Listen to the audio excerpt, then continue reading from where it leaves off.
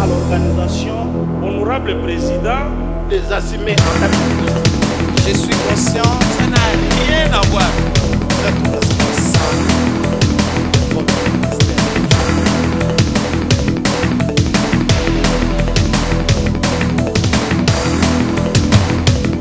Mesdames et messieurs, bonjour et merci de nous accepter pour ce nouveau numéro de votre magazine. Après la plénière qui reçoit aujourd'hui un invité qui, normalement, ne doit pas être présenté. L'honorable Vital Kamerhe a été président de l'Assemblée nationale pour la période 2007-2009. Il est aujourd'hui président national de l'Union pour la nation congolaise. Je rappelle qu'il était également secrétaire général du PPRD à ses débuts, mais il est également président d'une plateforme politique. Il a été avant gardiste, on va dire, des négociations, du dialogue congolais qui aujourd'hui atteint son phase finale. Honorable Vital Kamerhe, évidemment, tous ces indicatifs sont de loin insuffisants pour identifier ce que vous êtes réellement. Nous n'avons pas suffisamment de temps pour le faire. La première question.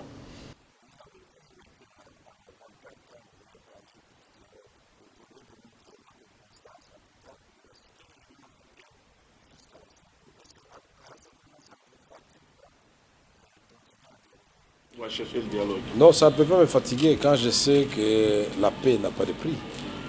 Et j'ai toujours dit qu'il y en a qui préfèrent commencer par la guerre.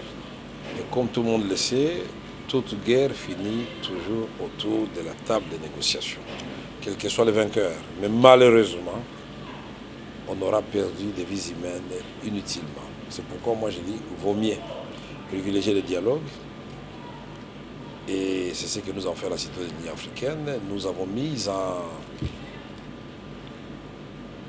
mis en péril notre crédibilité, notre popularité pour le seul intérêt du peuple congolais.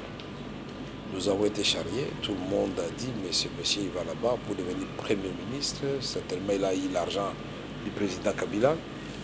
Mais quand vous êtes un leader et quand vous êtes animé par des convictions, il faut tenir bon, puisque finalement c'est le résultat qui va justifier votre démarche. Et j'ai cessé de dire à tout le monde que Nelson Mandela, quand il a quitté Robben Island, tout le monde lui avait dit, Monsieur Mandela, vous venez de trahir en acceptant de négocier, de discuter, de dialoguer avec nos bourreaux. Il avait dit, moi je sais que pour le moment, je connais maintenant nos adversaires, les Afrikaners. J'ai passé beaucoup de temps avec eux, avec les geôliers, avec tous ceux qui nous gardaient là-bas. Et je crois que la meilleure façon maintenant d'épargner des vies humaines, c'est de négocier. Personne ne lui a donné raison. Il y a eu des massacres. Avec la mort de Steve Biko et d'autres, Nelson Mandela a dit à Frédéric Leclerc que si vous voulez que tout cela s'arrête, nous devons signer un accord de paix. Ils ont signé un accord de paix et là, encore une fois, Nelson Mandela va étonner le monde entier, en commençant par les Zoulous. Il accepte d'être vice-président de son bourreau. Personne n'a compris sa démarche. Mais il a exigé une seule clause dans cet accord, qu'une voix corresponde à un vote. Mais l'homme était intelligent, il savait que si les Blancs arrivaient à signer un tel accord et que si les élections avaient lieu à l'issue d'une période de transition, inévitablement c'est un Noir qui allait être élu, puisque si le plan démographique, les Noirs sont jusqu'à présent de loin plus nombreux que les Blancs. Et voilà Nelson Mandela, qui était vice-président de Frédéric Leclerc, va devenir président et il va demander à son ancien président de devenir son vice-président. Quel modèle d'humilité et d'amour. Et tous les deux ont reçu un prix Nobel. C'est extraordinaire. Voilà tous ces modèles-là. Je ne vais pas vous en citer beaucoup. Ça nous a inspiré pour comprendre qu'il arrive un temps où les hommes et les femmes d'un pays, l'élite, j'allais dire, nous devons nous lever pour dire fini, les petits agendas personnels. Quelles sont les valeurs républicaines? La paix, la démocratie, la république, la nation, l'amour de la patrie, l'amélioration des conditions de vie de la population. Est-ce que tout cela a un prix? Non. Alors nous y allons. On a les fins de valeurs.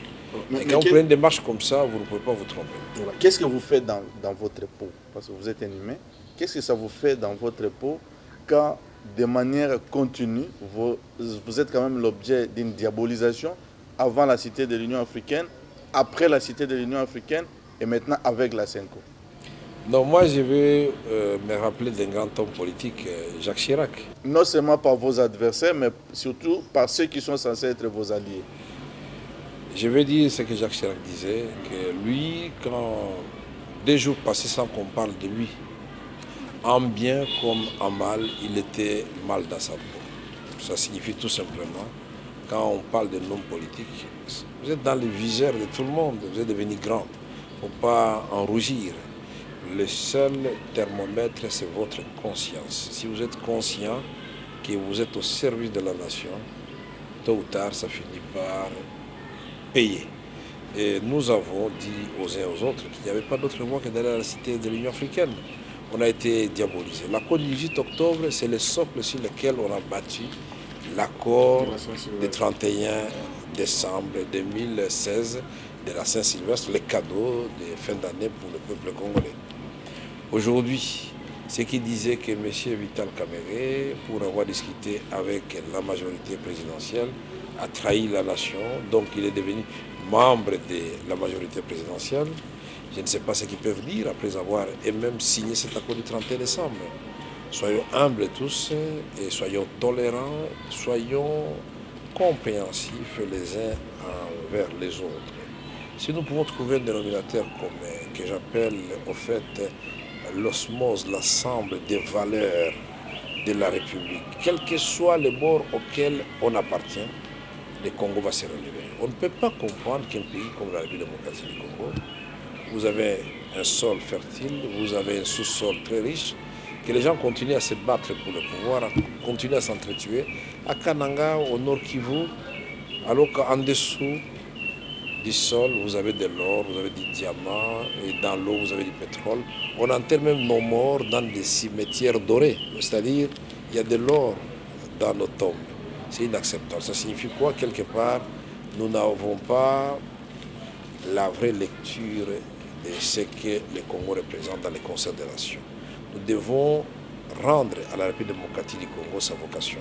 C'est d'être le moteur, d'être la locomotive. Le jour où le Congo va se lever, l'Afrique centrale va se développer et l'Afrique centrale, des 180 millions d'âmes, l'Afrique centrale va donner certainement une impulsion au reste de l'Afrique. Et là, si nous devons ajouter l'Afrique australe, la SADC, ça signifie que c'est l'Afrique tout entière qui s'élève. Et le monde va sortir de son talon une épine qui s'appelle l'Afrique.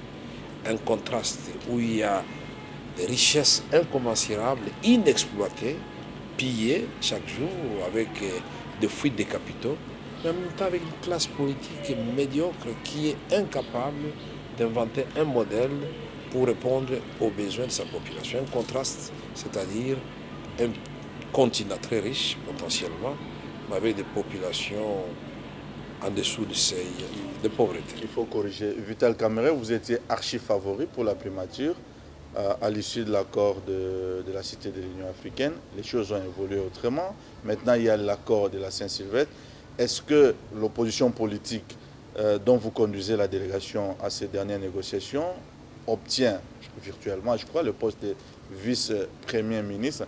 Est-ce qu'on peut espérer votre implication pour occuper ce poste-là, parce qu'il faut de l'expérience aussi, au nom de l'humilité? Ok, l'humilité a aussi des limites. Il y a de l'humilité et aussi des principes. J'avais dit que notre combat, ce n'est pas pour obtenir des postes. Personne n'a voulu me croire. C'est comme ça que je me suis empressé trop tôt d'annoncer. Il y a 3 semaines, j'ai annoncé à la face du monde et au peuple congolais que je ne ferai pas partie du gouvernement. Je ne ferai pas partie du gouvernement, je ne serai pas vice-premier ministre. Voilà, donc tout le monde peut se tranquilliser de ce côté-là. Vous préférez être coach? Oui, et puis bon, il faut savoir faire confiance aussi aux autres. Nous sommes un grand parti politique, nous sommes une grande plateforme, nous sommes une grande composante de l'opposition politique signataire de l'accord du 18 octobre. C'est comme ça qu'on nous identifie. Et donc je ne suis pas le seul indispensable.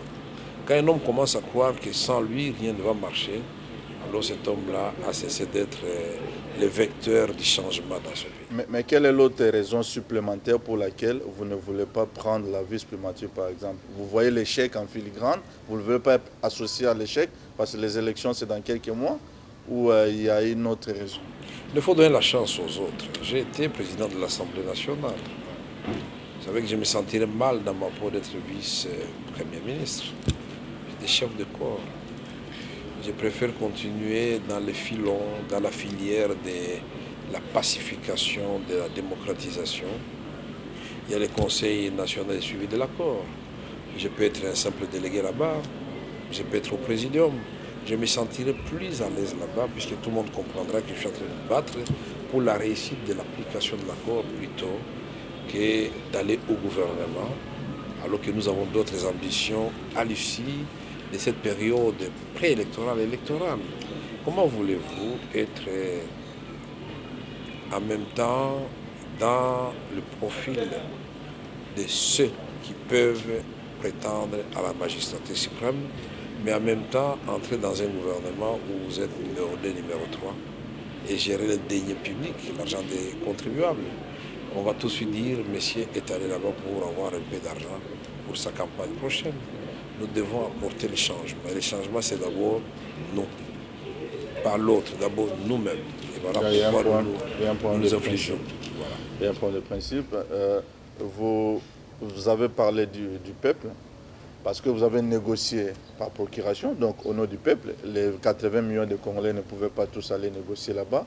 Mais entre la Cité de l'Union africaine, la CENCO et aujourd'hui la presse CENCO, qu'est-ce que la majorité au pouvoir a perdu?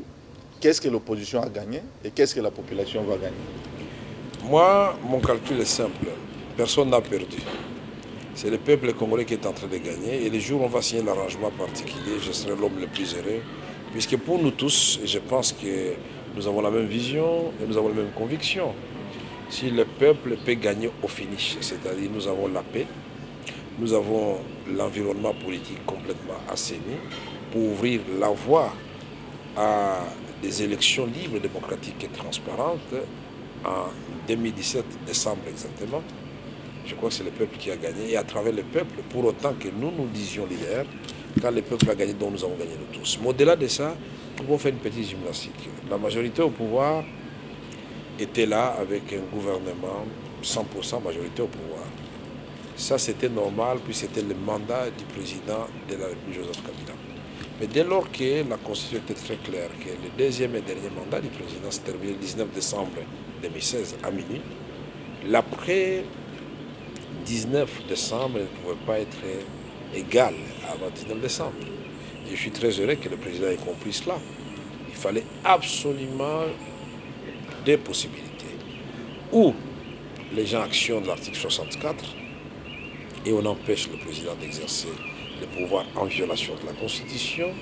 Mais en même temps, il y a un corollaire. Si vous actionnez l'article 64, cet article a deux alinéas. On interdit à quiconque d'exercer le pouvoir en violation de la Constitution. Mais en même temps, on interdit à quiconque d'accéder au pouvoir par la force. Alors que faire? Et si nous devrions bousculer le président Kabila, admettons que ça réussisse. Mais nous faisons comment pour ne pas être à mal avec l'article 64? Voilà la deuxième hypothèse, c'était celle de dire, ok, nous avons établi les responsabilités, nous savons que les élections n'ont pas été organisées, quelles que soient les raisons qui peuvent justifier que ces élections n'ont pas été organisées, nous n'allons pas brûler le Congo. Qu'est-ce que nous faisons? Nous mettons autour d'une table pour définir ensemble les modalités de la gestion d'une période très courte, préélectorale et électorale. C'est ce que nous sommes en train de faire. Donc je dois dire que la majorité présidentielle a gagné d'abord du fait que le président de la République ait obtenu qu'il puisse continuer à être président jusqu'à l'élection de son successeur. C'est la Constitution qui le dit, mais seulement ces dispositions de la Constitution étaient valables dans le mandat. Maintenant, nous sommes en dehors du mandat. Mais là, c'est une exception, c'est une concession qui a été faite. Là, ils ont gagné. Ils ont gagné aussi du fait qu'on n'a pas touché à l'Assemblée nationale et au Sénat. Il ne faut pas oublier qu'ils ont une majorité là-bas. Et en même temps, les bureaux de l'Assemblée nationale, il est à 100% de la majorité présidentielle, si on doit le dire. Mais on a dit en même temps que toutes les assemblées provinciales demeuraient en place. Les gouverneurs et les vice-gouverneurs demeuraient en place pour être en phase avec nous-mêmes, puisque ce sont des institutions à mandat électif. De ce côté-là, ils ont le gros lot. Mais en même temps, leur autorité morale est commandant suprême de l'armée. Il est le garant de la Constitution. Il est le garant du fonctionnement de toutes les institutions. Il peut actionner la police, l'armée, l'ANR. Donc il a au fait les leviers de commande pour la gestion de la République. Ils ont gagné. Mais ils ont perdu quelque part parce que désormais ils ne peuvent plus agir seuls. Et c'est là qu'intervient l'opposition. Nous avons la primatie qui va revenir à l'opposition d'une manière générique, mais c'est au rassemblement, nous le savons. C'est bien écrit dans l'accord. Nous avons la présidence du Conseil national de suivi de l'accord du processus électoral, mais est présidée par l'opposition. Mais en même temps, nous allons co-gérer pendant la période préélectorale et électorale. On peut dire que ce sont des gains aussi pour l'opposition qui n'aura pas été aux élections pour obtenir ces différents positionnements. Alors quand on met tout ça en balance, on a tendance à dire qu'il n'y a pas eu de vainqueurs, il n'y a pas eu de vaincus. D'ailleurs, d'autant plus qu'il n'y a pas eu d'élection. On peut pas parler de vainqueurs et de vaincus. La majorité présidentielle, avec ses 300 députés, a accepté de partager le pouvoir avec l'opposition, avec ses 100 et quelques députés. Mais c'est parce que nous sommes dans une situation où eux de la majorité doivent payer pour la faute qu'ils ont commise. Ils n'ont pas organisé les élections. De façon délibérée ou pas, nous ne sommes pas au moment du jugement. Mais nous constatons, quelles que soient les raisons avancées, les élections n'ont pas été organisées. L'opposition politique qui avait appelé les élections de tous ses voeux se retrouve devant un fait accompli. Mais en même temps, il faut dire que l'opposition politique aussi n'a pas été totalement clairvoyante. En 2014-2015, quand M. Rabé Maloumalou nous a proposé un calendrier d'abord partiel, nous avons dit non. Quand ils nous ont proposé un calendrier global, nous avons dit c'est trop global. Mais nous avons retenu là-dedans quelques dates génériques. La date du 19 septembre 2016 comme étant celle de la convocation du scrutin présidentiel. La date du 27 novembre 2016 comme étant celle de l'organisation des élections. La date du 19 décembre 2016 comme étant celle de la fin du deuxième et dernier mandat du président de la République. La date du 20 décembre 2016 comme étant celle de l'alternance démocratique. Nous aurions pu être intelligents en ce moment et dire bon, ok, monsieur le président, nous y allons. Quelle que soit la complexité du processus, nous y allons. Et là, nous allions coincer et le président de la République et la majorité au pouvoir dans leur propre stratégie. Mais nous sommes tombés dans un piège. Mais l'opposition politique a engrangé quand même une victoire importante. Quand la majorité au pouvoir a voulu conditionner la tenue des élections à l'organisation du recensement général en janvier 2015, nous avons été de ceux qui, et d'ailleurs il ne pouvait pas être autrement, c'est au siège de l'INC, avec mon ami Jean-Claude Mouyambo, que je salue en passant, et pour lequel nous sommes en train de plaider la relaxation, avec d'autres amis présidents des partis politiques, essentiellement de la dynamique de l'opposition, que je salue en passant. Nous avons au siège de l'Union pour la nation congolaise, notre siège interfédéral de Kinshasa, on a dit, après avoir échoué le 12 janvier, nous avons dit il faut qu'on fasse une stratégie pour voir ce qui n'a pas marché. Et on a corrigé, et une semaine après, nous avons été avec le peuple dans le rue. Malheureusement pour mon cas, avec Maître Mouyambo, nous étions enfermés dans mon siège, mais l'opposition a réussi avec le peuple à faire reculer le pouvoir. Pour la première fois, le président Kabila et son pouvoir ont retiré leur projet de loi, surtout l'article 8, alinéa 3, qui conditionnait la tenue des élections à l'organisation des recensements. Mais nous devons aussi dire qu'avec l'évolution, depuis la cité de l'Union africaine jusqu'à aujourd'hui, d'abord féliciter tous ceux qui ont le courage les premiers d'aller à la cité de l'Union africaine. Ils n'ont pas eu peur des critiques. Ils ont balisé les chemins. ils ont bâti le socle sur lequel on est venu construire l'accord du 31 décembre. Nous devons aussi féliciter nos amis du Rassemblement et du Front pour le respect de la Constitution, vaut mieux tard que jamais, qui ont compris finalement que ceux qui étaient partis à la cité de l'Union africaine dialoguer avec la majorité présidentielle n'étaient pas des traîtres. Et que c'était une façon d'épargner à notre pays des drames inutiles. Et l'esprit qui nous a guidés à la Senko, c'est un esprit de convivialité, où j'ai revu l'esprit de Sun City. Et ici, je dois rendre hommage aux évêques de l'Église catholique, à la Senko, pour la clairvoyance, la sagesse. Mais ce sont finalement des diplomates. Ils ont réussi en peu de temps, là où nous avons mis 2 ans à Sun City. Et là, c'est le peuple congolais qui a gagné. Nous avons un accord qui balise le chemin pour le gouvernement d'union nationale, où le Premier ministre va être présenté par les rassemblements. Et je dois vous dire que c'est un article qui est encore interprété de façon controversée. Et je suis convaincu que la majorité au pouvoir des rassemblements, qui ont fait qu'on n'ait pas signé l'arrangement particulier, vont vite se mettre d'accord. Nous avons aussi encore un problème à clarifier au niveau du président de la République et la majorité, c'est le rôle que la Senko devra jouer au sein du Conseil national de suivi de l'accord. Nous avons aussi le problème d'affectation des portefeuilles ministériels dans les différentes composantes. La majorité présidentielle, l'opposition signataire de l'accord, l'opposition républicaine, la société civile signataire de l'accord, nous avons déjà harmonisé nos points de vue.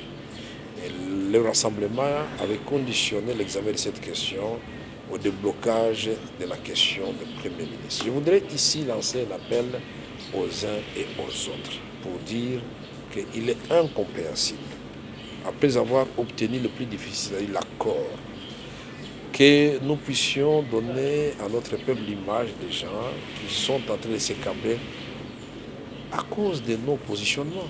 Donc là, nous sommes maintenant dans la subjectivité, la désignation du Premier ministre.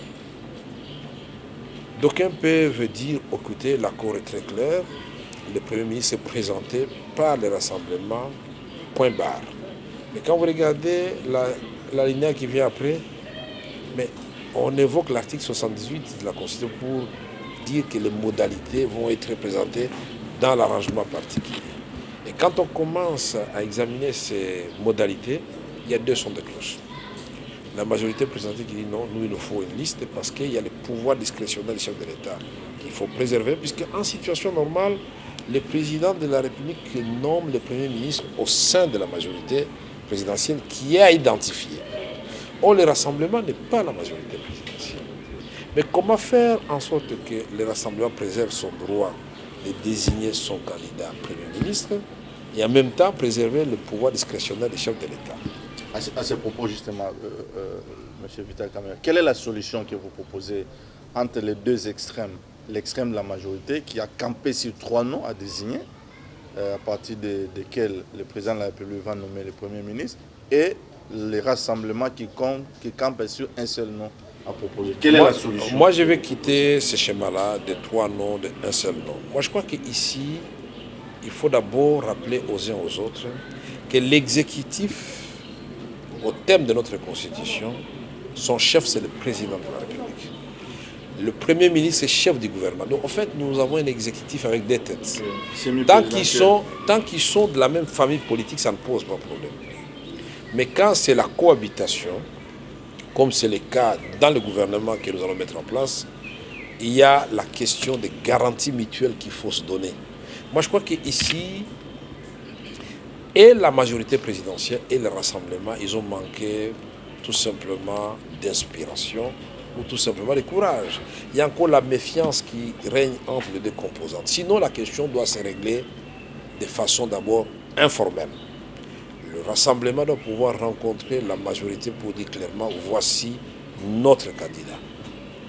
Et ils peuvent aller rencontrer le président, voici le candidat, il est là. Est-ce que vous lui reprochez quelque chose? Quelles sont les garanties de bonne cohabitation que vous voudriez recevoir de ces candidats-là? Mais à l'ère des réseaux sociaux, avant même qu'il soit nommé, il sera déjà connu par tout le monde. C'est peut-être ça qu'il y a de résistance. Il y a eu beaucoup de contacts qui n'ont jamais été révélés dans les réseaux sociaux. Il s'agit des hommes d'État. Si le président réduit le cercle à son président de l'Assemblée nationale, au chef de la délégation Emmanuel Chandari, le vice-premier ministre, on peut y adjoindre le président Alexis Thabo Mbeki ou Lumanu. Ce sont des hommes d'État. Si du côté du rassemblement, Félix lui-même, on prend les Moubaké, on peut prendre dans le G7, dans l'AR, un certain restreint. Ce groupe-là, il faut relire l'histoire. Quand ça avait coursé entre Mobutu et Tshisekedi, au palais de Marbre 1, Mobutu, très inspiré, avait mis en place des commissions. Une commission, une délégation de la majorité présidentielle, c'est-à-dire de la mouvance présidentielle, et l'autre de l'Union sacrée, se sont rencontrés au palais de Marbre. La question, c'était de se donner des garanties mutuelles. Et je me rappelle encore avant-hier ce que disait mon grand frère Florentin Mokonda, qui était directeur des cabinets de l'État. Il a dit oui, nous sommes d'accord, mais comment nous pouvons avoir un Premier ministre aphone? Parce que pendant toutes les discussions, le président Tshisekedi n'a rien dit.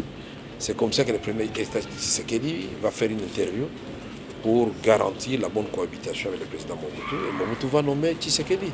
Donc on peut réécrire l'histoire aujourd'hui. Ça peut se débloquer. Voilà. Président Vital Kamerhe, nous acheminons lentement mais sûrement vers la fin de cette émission. Vous avez une envergure nationale et internationale, mais votre base mythique, c'est le Sud Kivu, plus précisément Bukavu avec un prolongement vers Uvira. Signer l'accord dans les salles climatisées, c'est bien, mais il y a une problématique de la sensibilisation. Les 80 millions de Congolais ne comprennent pas au moindre détail ce que vous avez fait. Quand est-ce que vous avez été au Sud Kivu pour la dernière fois? Je rappelle à ceux qui ne le savent pas que vous avez fait le deuxième meilleur score aux législatives de 2006. Vous étiez troisième, vous étiez troisième après Moïse Katumbi et José Makila. Vous avez fait un peu plus de 94 000 voix en 2006. Quand est-ce que vous avez été récemment à Bukavu pour expliquer tout ce qui se fait maintenant et peut-être alerter la population que toutes les attentes ne seront peut-être pas réalisées, hein, parce qu'on a 10 mois réalisé toutes ces élections avec la météo financière internationale qui n'est pas au rendez-vous. Il faut que la population le comprenne en amont, sinon ce sont des explosions à venir. D'abord, il faut corriger une chose, hein. Il faut relativiser les choses. L'électorat du Sud Kivu, c'est 236 000 voix à l'époque, en 2006. Si 236 000 voix, j'ai eu 94 000 voix. Oui, c'est ce que j'ai dit. Donc, vous voulez qu'on assiste 30% de l'électorat. Moïse Katumbi, sur 650 000 voix, il a eu 120 000. José Makila, c'est plus de 400 000 voix, il a eu 118 ou 113 000 voix. Donc le premier à coup sûr, ça devrait être moins. Donc si vous relativisez. Donc si j'avais un électorat aussi grand que celui du Katanga, j'allais avoir peut-être 300 000 voix. Donc sans fausse modestie. Alors je voudrais dire aussi que j'ai été au Kivu pour la dernière fois, vous vous rappelez très bien, quand nous avons eu des accrochages avec la police et l'armée. Et nous avons parlé à la population pour dire que quelle que soit la longueur de la nuit, l'aurore va nous visiter tout simplement. Donc le soleil va se lever et il se lève à l'est. Je voudrais aussi corriger une chose. Ma base, ce n'est pas seulement le Sud Kivu. Non, je dis base mythique. Oh, mais mythique. vous avez une envergure nationale et même internationale. Alors là, l'UNC est représenté en Occident, j'ai vu des militants de l'UNC à Washington et à New York. Dans ce cas, il faut étendre ça sur le Nord Kivu et le Maniema. Puisqu'au Nord Kivu, nous avons eu 4 députés. Nous étions premiers en termes de partis politiques. 4 députés, suivis du PPRD. Au Sud Kivu, nous avons eu 7, nous étions premiers. Alors, ce que nous devons dire aux uns aux autres, c'est que le président national de l'INC, ce n'est pas un homme qui peut se dédoubler. Nous avons des structures et nos structures ont fait une sensibilisation qui est partie de Fizi jusqu'à Aru, dans la province orientale. Et il s'est tenu même dans le Nord Kivu une réunion de tous nos fédéraux des nouvelles provinces de la province orientale, du Nord Kivu, du Sud Kivu et du Maniema, pour expliquer à la population pourquoi d'abord nous devrions aller au dialogue de la cité de l'Union africaine. Et maintenant, nous sommes en train d'expliquer à la population comment on a cheminé vers l'accord de la Saint-Sylvestre. Et la dernière étape qu'on a faite depuis avant-hier, en commençant par Bukavu, on a lancé une campagne. Les images sont sur les réseaux sociaux. c'est d'expliquer à la population que nous sommes dans un processus et qu'il ne nous reste plus que 3 points à résoudre. La question du Premier ministre, affectation des ministères, et puis la question du rôle de la CENCO, et que c'est un pas de géant, et qu'il faut féliciter toutes les composantes. Moi, je suis de ceux qui appartiennent à la race des optimistes, et qu'il faut dire au peuple congolais que le rendez-vous avec l'espérance va se réaliser. Et ce peuple doit comprendre que c'est lui qui doit reprendre son droit. Et c'est le processus que nous sommes en train de faire pour remettre au peuple son droit de dire qui doit être député provincial, qui doit être député national et à coup sûr qui va succéder au président Joseph Kabila comme président de la République. Nous voudrions et nous en appelons de tout neveu que ce soit les dernières conciliables entre politiciens sur le dos de la population, où les gens vont trouver un positionnement facile après avoir discuté, je deviens Premier ministre. Après avoir discuté, je suis vice-premier ministre, je suis ministre. Et nous disons à ces futurs premiers ministres et à ces ministres que, messieurs, vous n'allez pas vous installer.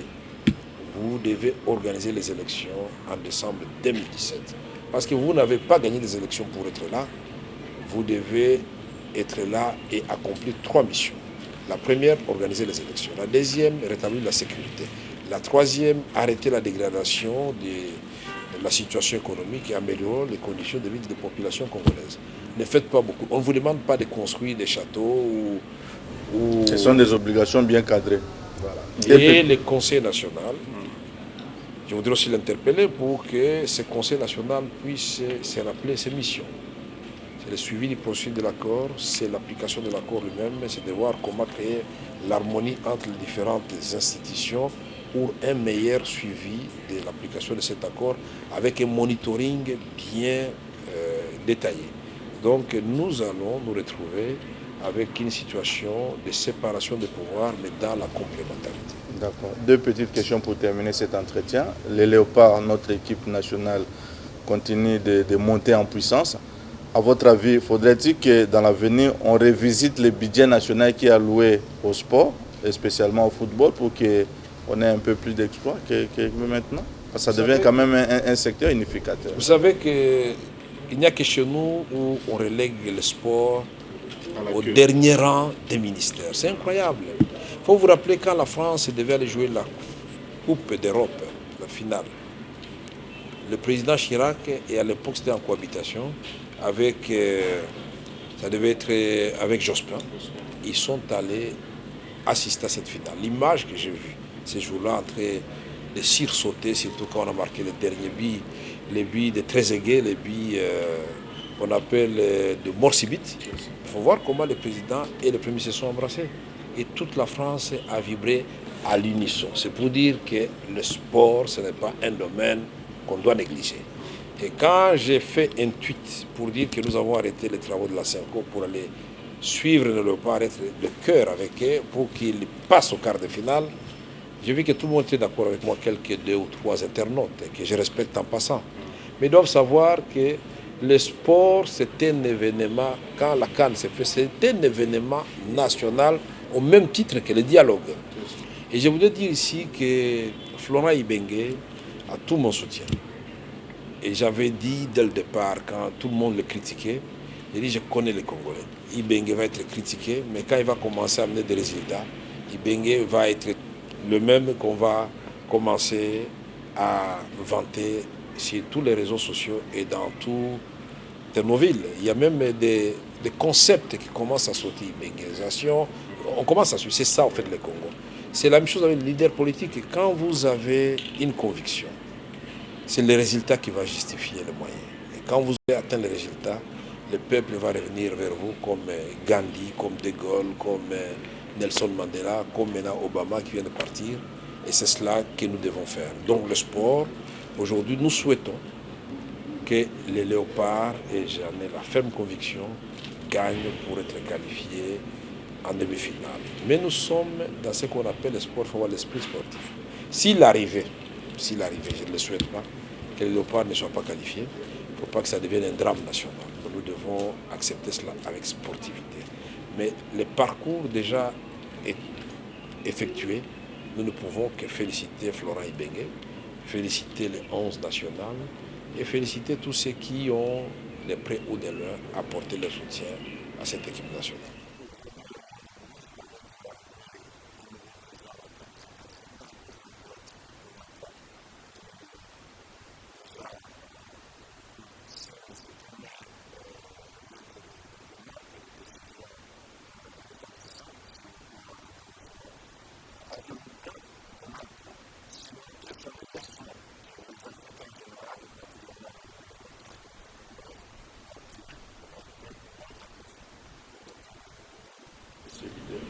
Je n'ai pas peur et je n'ai pas de raison d'avoir peur de Donald Trump. Il n'est pas mon président, il est le président des Américains, ça il faut noter ça d'abord.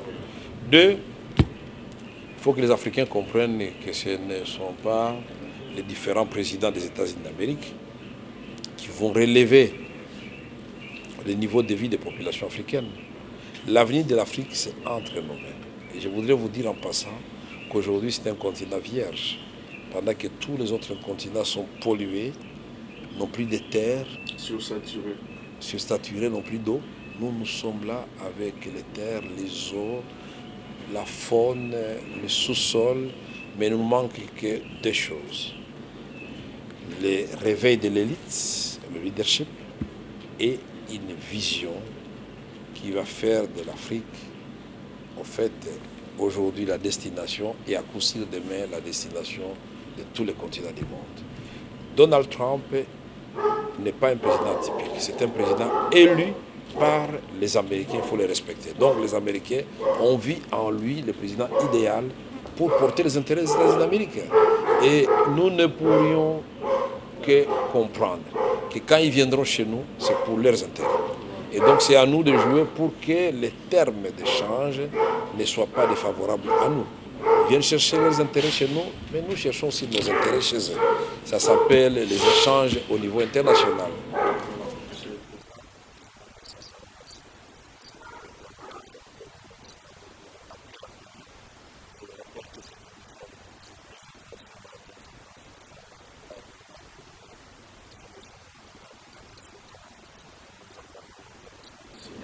Non, l'établissement des signaux est déjà là.